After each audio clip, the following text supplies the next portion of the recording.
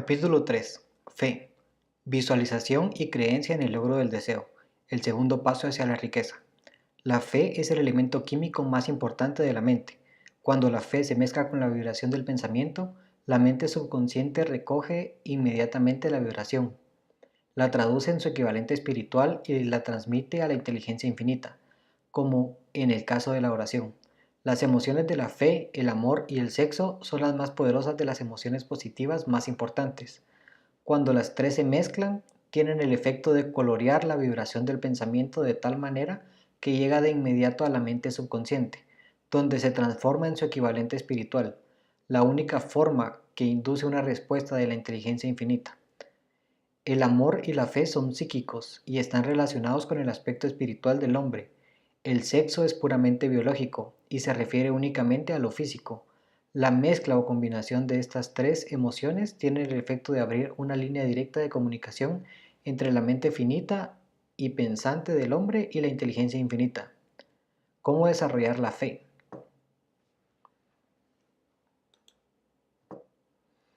Hay un planteamiento que lo ayudará a comprender mejor la importancia que tiene el principio de la autosugestión en la transmutación del deseo en su equivalente físico o monetario, es decir, que la fe es un estado de ánimo que puede ser inducido o creado por medio de la afirmación o de instrucciones repetidas a la mente subconsciente a través del principio de la autosugestión.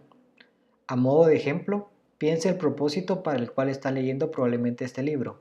El objetivo es, naturalmente, adquirir la habilidad de transmutar el pensamiento intangible del impulso del deseo en su contrapartida física, el dinero. Al seguir las instrucciones expresadas en los capítulos sobre la autosugestión y la mente subconsciente, que se resumen en el capítulo sobre la autosugestión, usted puede convencer a la mente subconsciente de que cree que recibirá lo que está pidiendo, y eso actuará en esa creencia, que su mente subconsciente le devolverá en forma de fe, acompañada de planes definidos para conseguir aquello que desea. El método por el cual desarrollamos la fe cuando ésta no existe es muy difícil de describir. De hecho, es casi tan difícil como sería describirle el color rojo a un ciego, que nunca ha visto ese color. Tampoco existe nada con qué compararlo.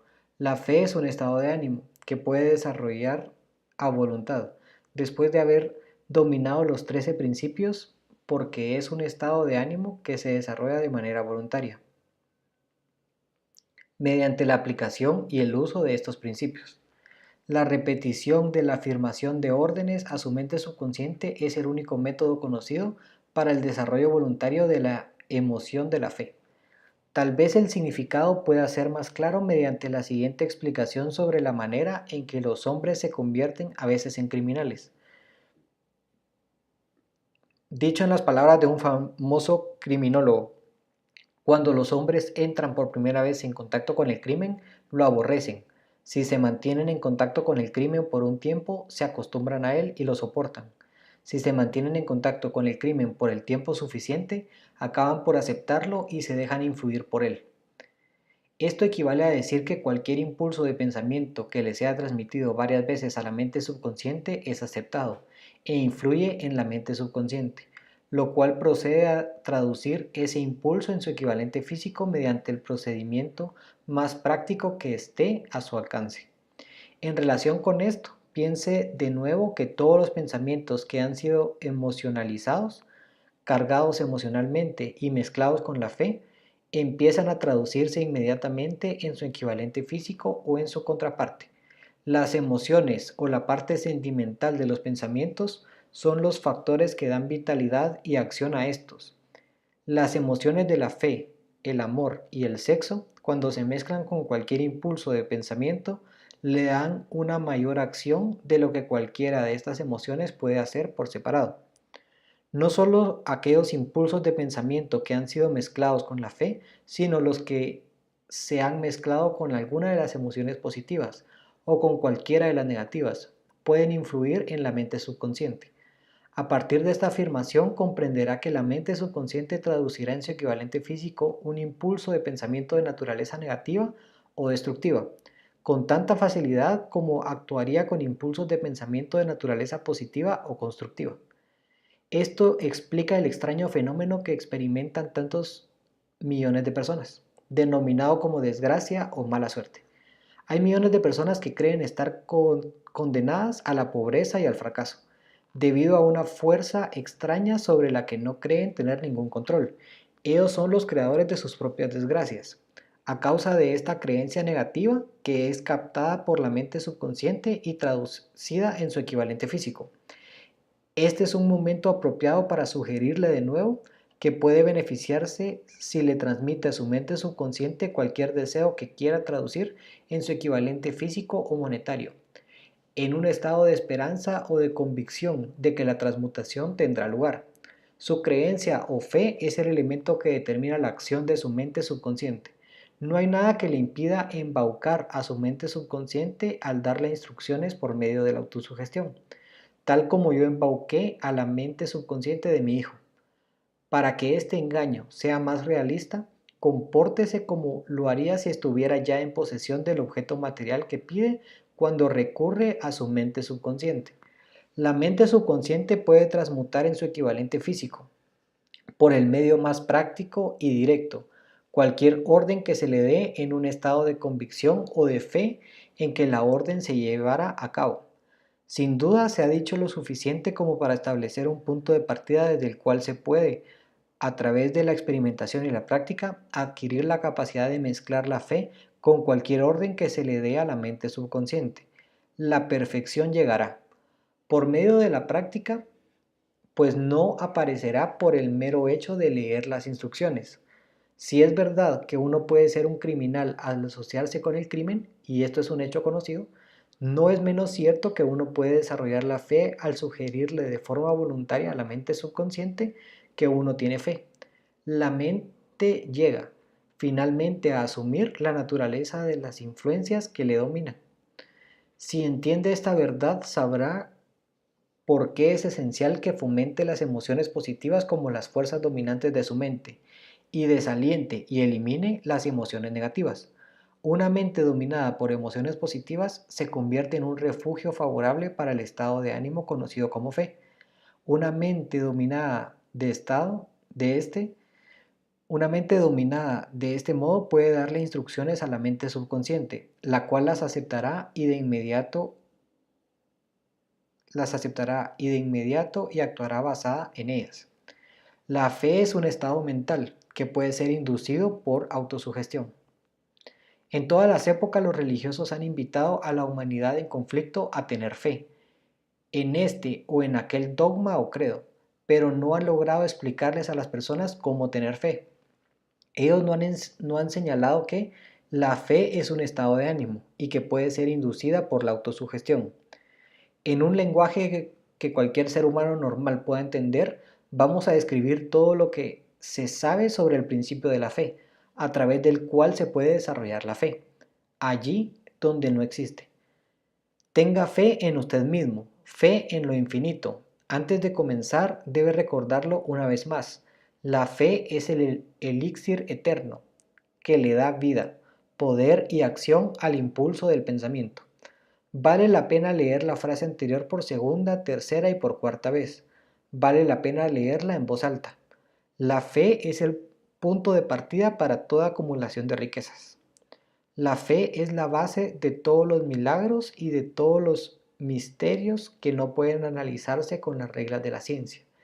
La fe es el único antídoto conocido contra el fracaso. La fe es el elemento, el componente químico, que al mezclarse con la oración nos ofrece una comunicación directa con la inteligencia infinita. La fe es el elemento que transforma la vibración ordinaria del pensamiento, creada por la mente finita del hombre en su equivalente espiritual. La fe es el único medio a través del cual la fuerza cósmica de la inteligencia infinita puede ser aprovechada y utilizada por el hombre. Cada una de las afirmaciones anteriores puede ser demostrada. La prueba es simple y fácilmente demostrable. Está incluida en el principio de la autosugestión. Por lo tanto, centraremos nuestra atención en este principio para saber qué es y qué puede lograr. Es un hecho bien conocido que uno llega a creer finalmente lo que se repite a sí mismo, independientemente de que la afirmación sea verdadera o falsa. Si un hombre repite una mentira una y otra vez, eventualmente aceptará esta mentira como verdad y también creerá que es verdad. Todo hombre es lo que es por los pensamientos dominantes que permite que ocupen su mente. Los pensamientos que un hombre pone deliberadamente en su propia mente, los que alienta con simpatía y con los que combina una o varias emociones, constituyen las fuerzas motivadoras que dirigen y controlan todos sus movimientos, actos y hazañas. Aquí tenemos una declaración muy importante de la verdad. Los pensamientos que se mezclan con cualquiera de las emociones constituyen una fuerza magnética que atrae a partir de las vibraciones del éter otros pensamientos similares o relacionados. Un pensamiento magnetizado así por la emoción puede compararse con una semilla que cuando se siembra en suelo fértil germina, crece y se multiplica una y otra vez, hasta que lo que fue originalmente una pequeña semilla se convierte en millones y millones de semillas de la misma clase. El éter es una gran masa cósmica de las fuerzas eternas de la vibración. Se compone de dos vibraciones destructivas y constructivas. Contiene en todo momento las vibraciones del miedo, la pobreza, la enfermedad, el fracaso y la miseria, y las vibraciones de la prosperidad, la salud, el éxito y la felicidad. Del mismo modo en que contiene el sonido de cientos de orquestaciones musicales y cientos de voces humanas, todas las cuales mantienen su propia individualidad y medios de identificación a través de la radio. Desde la gran despensa del éter, la mente humana está atrayendo constantemente vibraciones que armonizan con la que domina la mente humana. Cualquier pensamiento, idea, plan o propósito que uno tenga en la mente atrae a partir de las vibraciones del éter una gran cantidad de otras semejantes. Las agrega a su propia fuerza y crece hasta convertirse en el propósito maestro que domina y motiva a las personas en cuya mente se ha alojado. Ahora volvamos al punto de partida para informarnos de cómo se puede sembrar la semilla original de una idea, plan o propósito en la mente. La información se transmite con facilidad. Cualquier idea, plan o propósito puede ser depositado en la mente por medio de la repetición del pensamiento. Por esta razón, le damos instrucciones para que escriba un planteamiento de su propósito principal u objetivo primordial definido. Lo memorice y lo repita todos los días en voz alta, hasta que estas vibraciones de sonido lleguen a su mente subconsciente. Somos lo que somos debido a las vibraciones de pensamiento que recogemos y registramos en y a través de los estímulos de nuestro entorno cotidiano. Decídase a hacer a un lado las influencias de todo ambiente dañino para construir su propia vida a la medida. Al hacer un inventario de sus activos y pasivos mentales, descubrirá que su mayor debilidad es la falta de confianza en usted mismo. Esta desventaja puede ser superada y la timidez se puede convertir en valor mediante el principio de la autosugestión. La aplicación de este principio puede hacerse consignando por escrito impulsos de pensamiento positivos, memorizándolos y repitiéndolos hasta que se convierta en una parte del funcionamiento de su mente subconsciente. Fórmula de la confianza en sí mismo. Primero, sé que tengo la capacidad de lograr el objetivo de mi propósito definido en la vida. Por lo tanto, exijo de mí mismo acción perseverante y continua hacia su consecución. Y aquí y ahora prometo ejecutar tal acción. Segundo, comprendo que los pensamientos dominantes de mi mente se reproducirán en la acción física y exterior y se transformarán gradualmente en la realidad física. Por lo tanto, concentraré mis pensamientos durante 30 minutos diarios a la tarea de pensar en esa persona que tengo la intención de convertirme, creando en mi mente una clara imagen mental de esa persona. Tercero, sé que por medio del principio de la autosugestión, cualquier deseo que abrigue con perseverancia buscará expresarse a través de algunos medios prácticos para alcanzar el objetivo que hay tras él.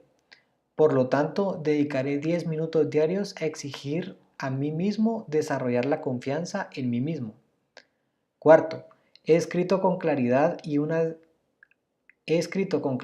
una descripción de mi propósito definido en la vida y no dejaré de intentarlo hasta haber desarrollado la suficiente confianza en mí mismo para alcanzarlo. Quinto, soy plenamente consciente de que no hay riqueza o posición que dure mucho tiempo, si no se construye sobre la base de la verdad y la justicia.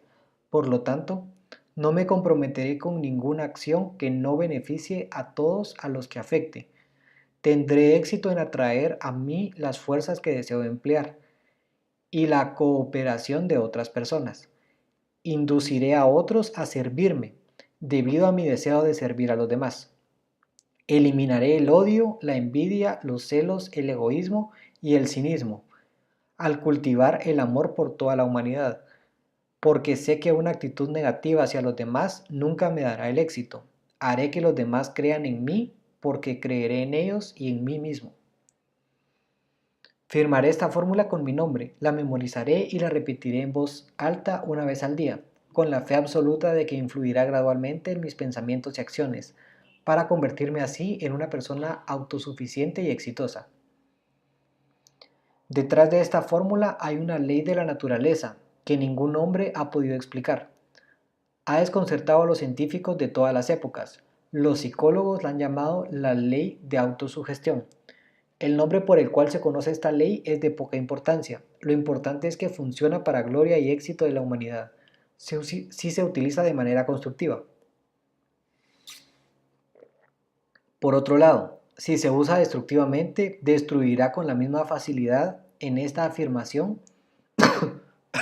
se pueden encontrar una verdad muy importante, que los que se hunden en la derrota y terminan sus vidas en la pobreza, la miseria y la angustia, lo hacen por la aplicación negativa del principio de la autosugestión.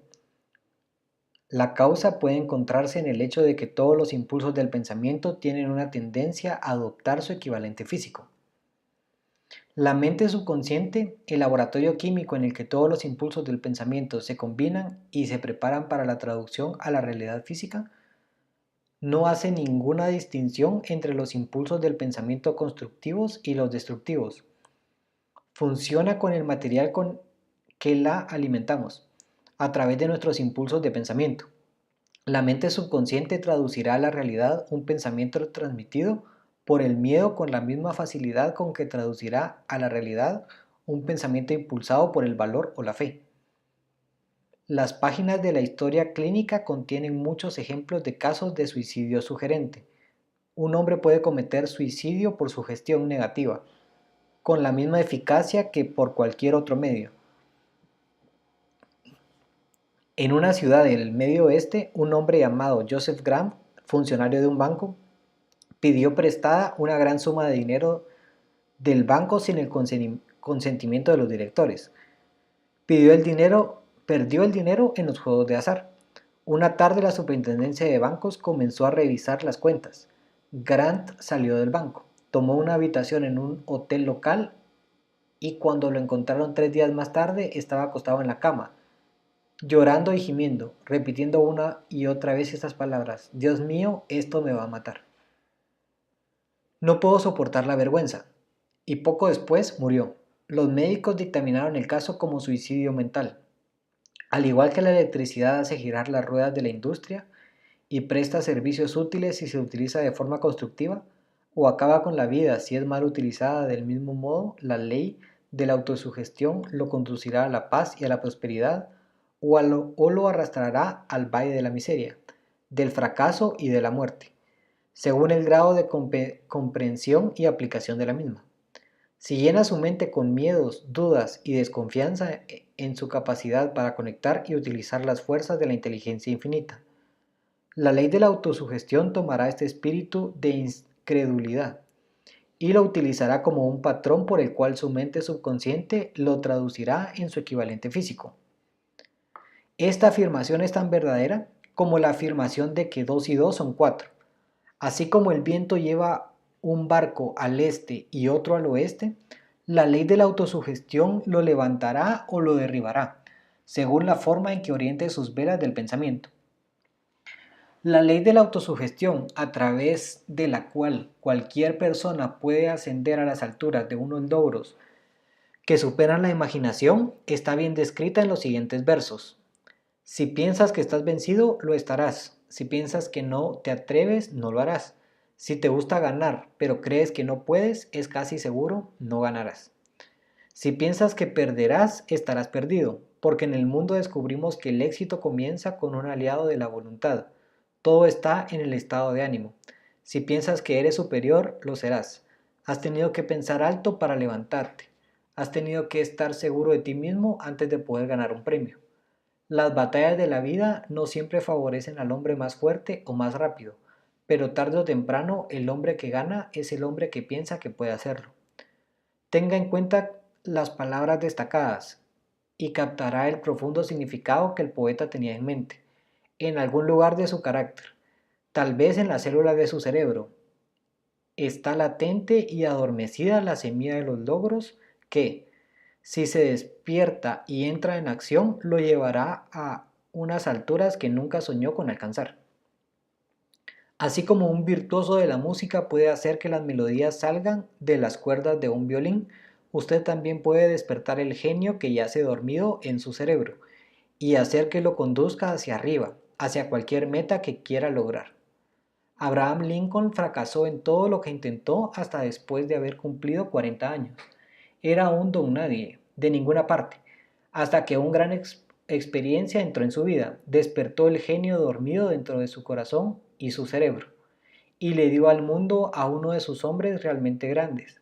Esa experiencia estaba combinada con las emociones del dolor y del amor. Le sucedió a través de Anne Rutledge, la única mujer a quien amó realmente.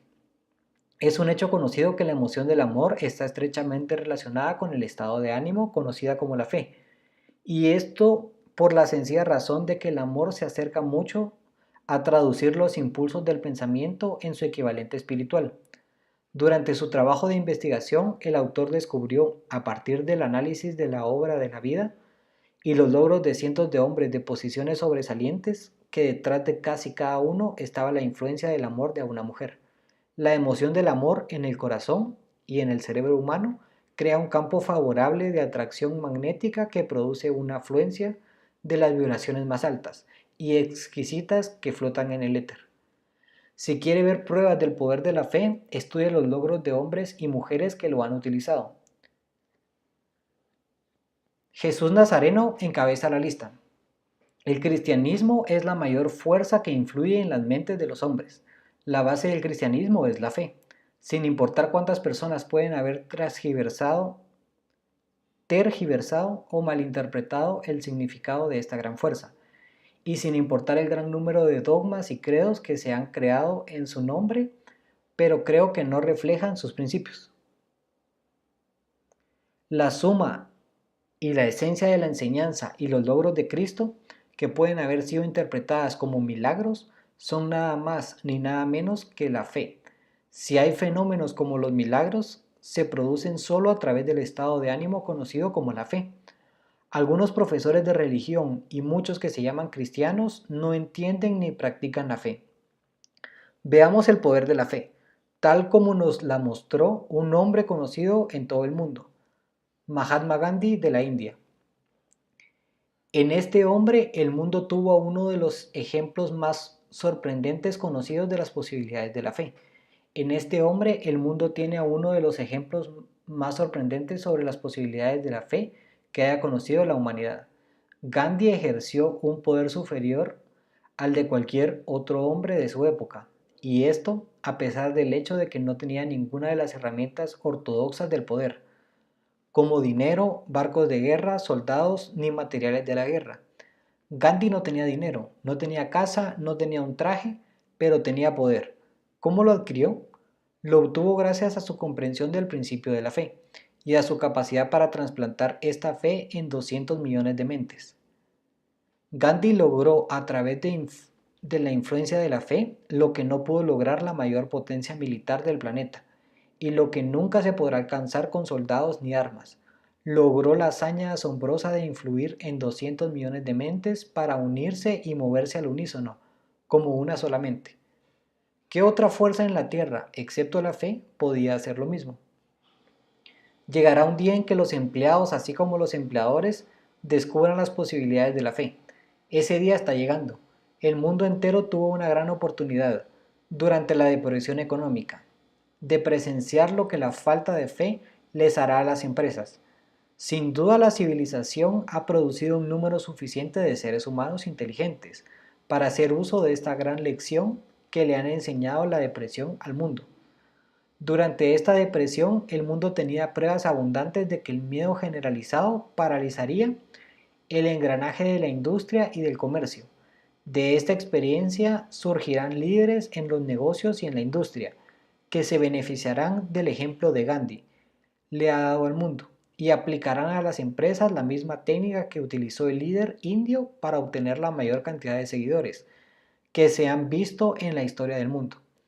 Estos líderes provendrán de las filas de hombres desconocidos que trabajan en las plantas de acero, en las minas de carbón, en las fábricas de automóviles y en los pequeños pueblos y ciudades de América. Los negocios necesitan una reforma. No se equivoque sobre esto.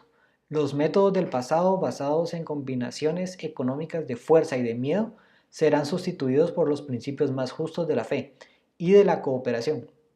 Los trabajadores recibirán más que jornales diarios, recibirán los mismos dividendos de la empresa que los que aportan el capital para el negocio, pero primero tienen que dar más a sus empleados y poner fin a esa riña y a la negociación por la fuerza, a costa del público. Ellos deben ganarse el derecho a los dividendos. Además, y esto es lo más importante de todo, serán dirigidos por líderes que puedan entender y aplicar los principios empleados por Mahatma Gandhi.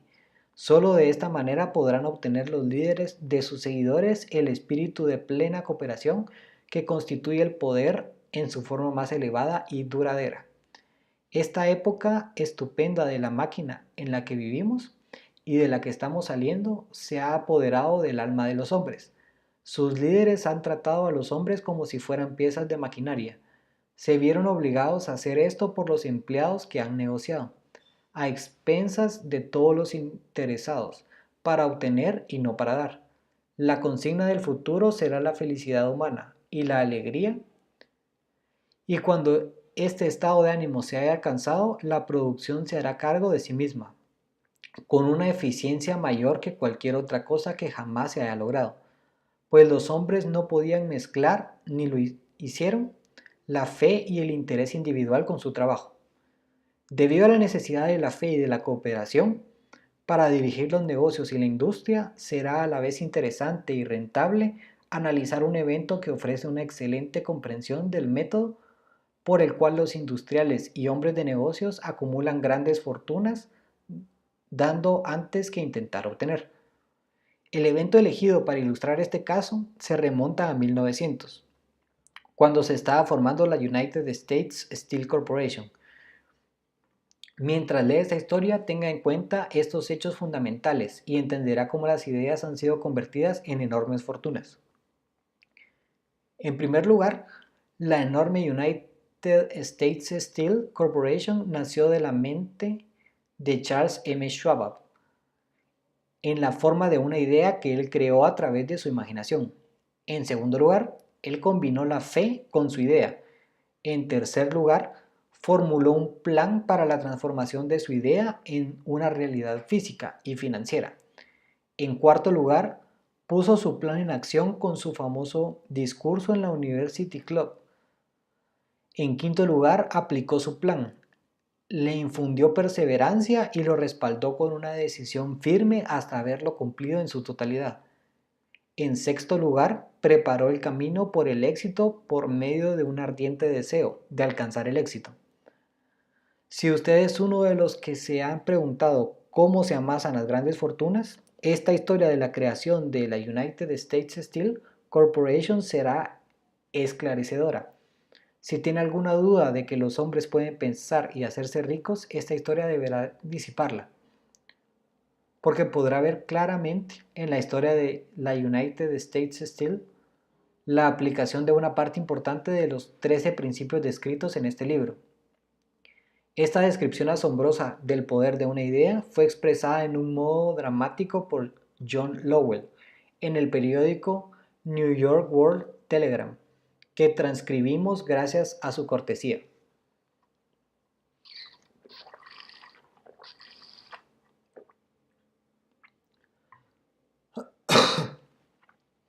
Un bonito discurso de sobremesa por $1.000 millones. Cuando en la tarde del 12 de diciembre de 1900, unos 80 miembros de la nobleza financiera de la nación se reunieron en el salón de banquetes del University Club en la Quinta Avenida para rendir homenaje a un joven del oeste de Estados Unidos, menos de media docena de los invitados se dieron cuenta que iban a presenciar el episodio más importante en la historia industrial norteamericana. J. Edward Simmons y Charles Stuart Smith, con sus corazones llenos de gratitud por la generosa hospitalidad que les brindó Charles M. Schwab, durante una reciente visita a Pittsburgh, habían organizado la cena para presentarles al zar del acero, de 38 años de edad, a la sociedad bancaria de la costa este, pero no esperaban que magnetizara de tal modo la convención. Le advirtieron, de hecho, que los corazones que habían debajo de las camisas de Nueva York no reaccionarían a la oratoria, y que, si no quería aburrir a los Stillman, a los Harriman y a los Vanderbilt, sería mejor que se limitara a 15 o 20 minutos de cortesía amables, pero no más que eso. Incluso John Pierpont Morgan, sentado a la derecha de Schwab, como indicaba su dignidad imperial, se conformó con agradecer muy brevemente su presencia en la mesa del banquete. Y en lo que a la prensa y el público se refería, todo el asunto era de tan poco interés que los periódicos no lo mencionaron al día siguiente. De modo que los dos anfitriones y sus invitados distinguidos probaron los habituales 7 u 8 platos. Hubo poca conversación y fue parca y discreta. Muy pocos banqueros y agentes de bolsa conocían a Schwab, cuya carrera había florecido a orillas del Monongahela, y nadie lo conocía bien. Pero antes de que la velada terminara, ellos y también Money Master Morgan quedarían admirados y una empresa de $1.000 millones, la United States Steel Corporation, nacería allí. Es tal vez lamentable para la historia que no se haya grabado el discurso pronunciado por Charlie Schwab en aquella cena. Repitió algunas partes en una fecha posterior, durante una reunión similar con los banqueros de Chicago, y también posteriormente cuando el gobierno presentó una demanda para disolver el Trust del Acero. Él dio su propia versión, desde el estado de los testigos, sobre los comentarios que capturaron a Morgan en un frenesí de actividad financiera.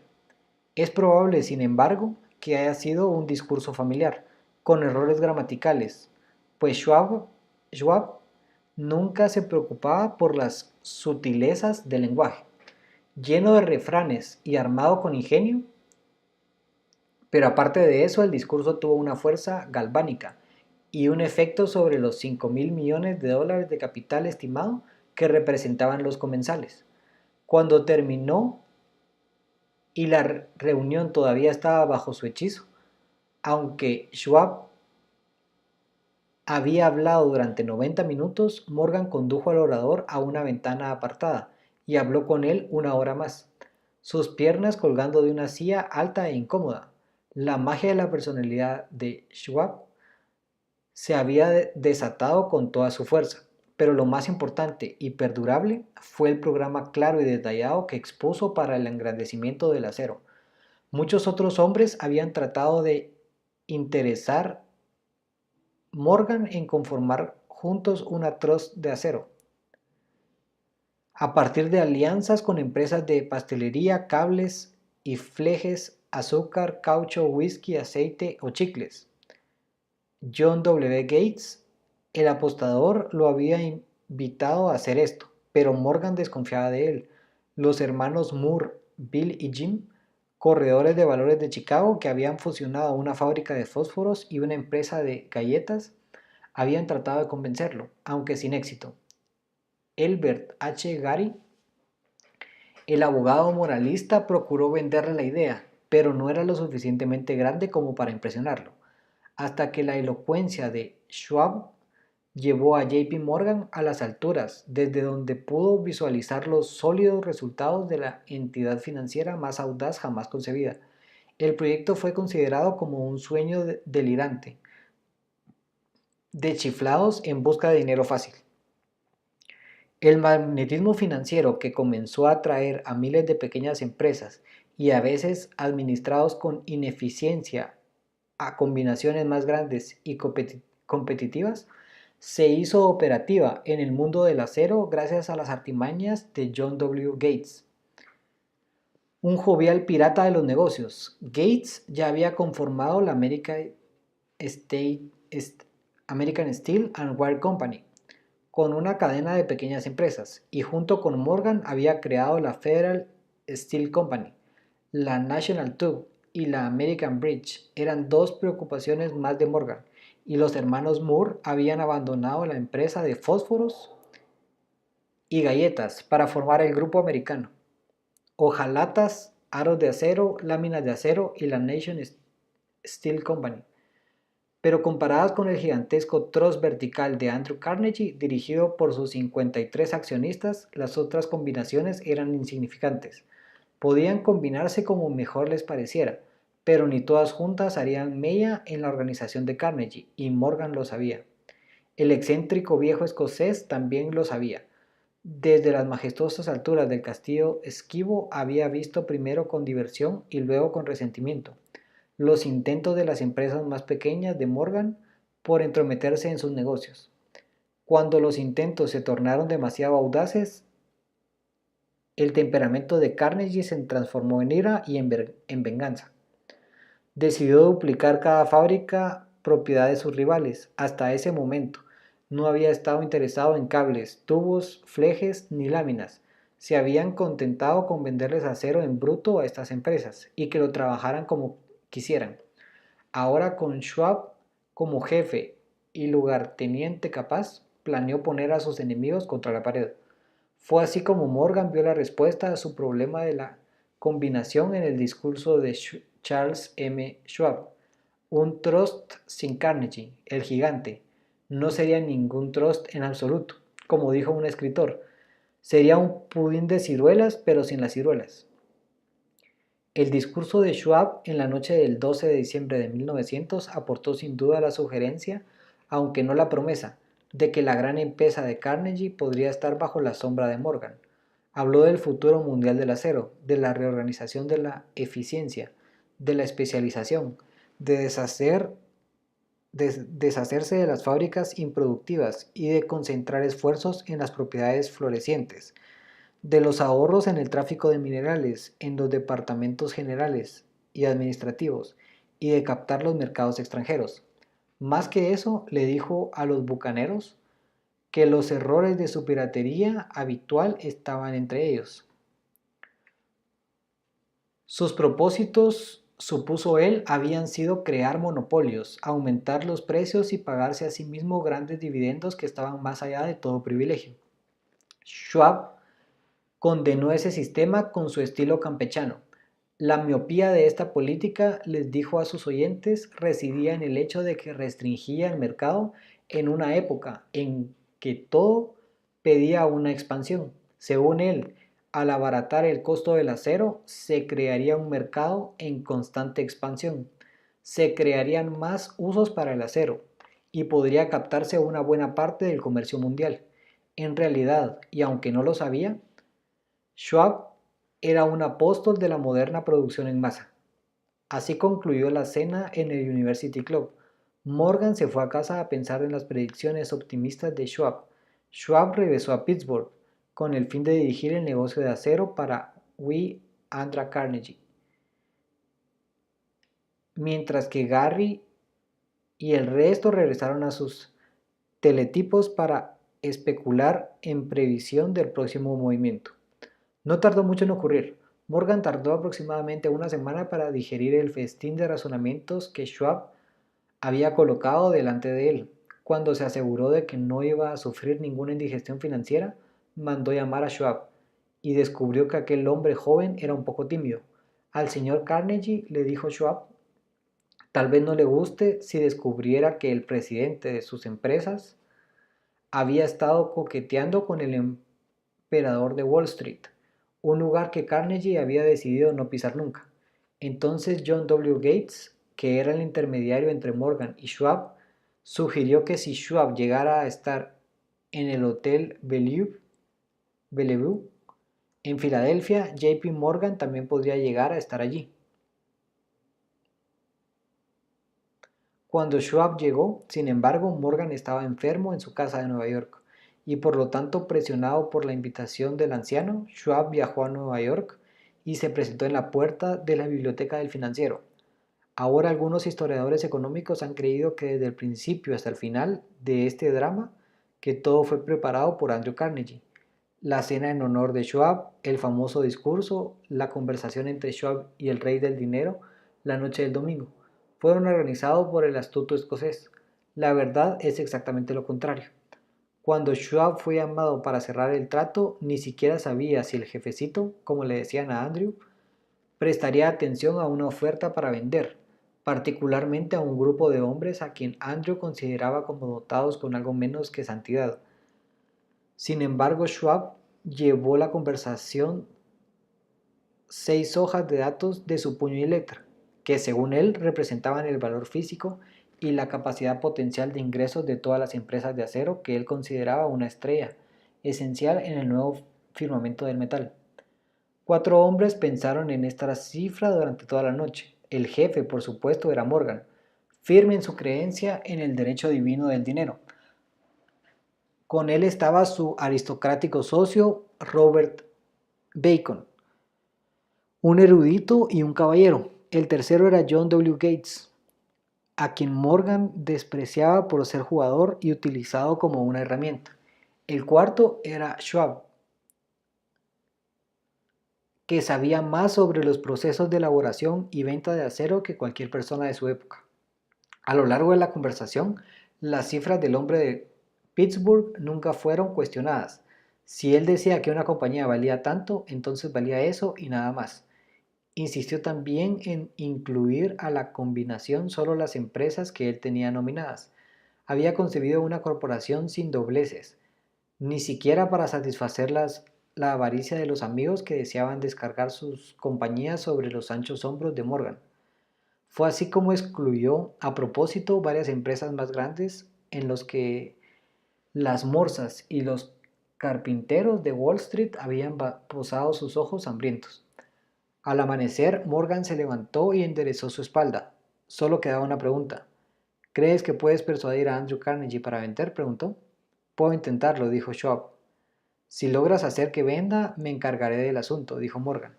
Hasta ahí todo iba bien. Pero, ¿vendería Carnegie? ¿Cuánto pedirían? Schwab pensaba que unos 320 millones de dólares. ¿Cómo se haría el pago? ¿En acciones ordinarias o preferentes? ¿En bonos? ¿En dinero en efectivo? Nadie podría conseguir 320 millones de dólares en efectivo.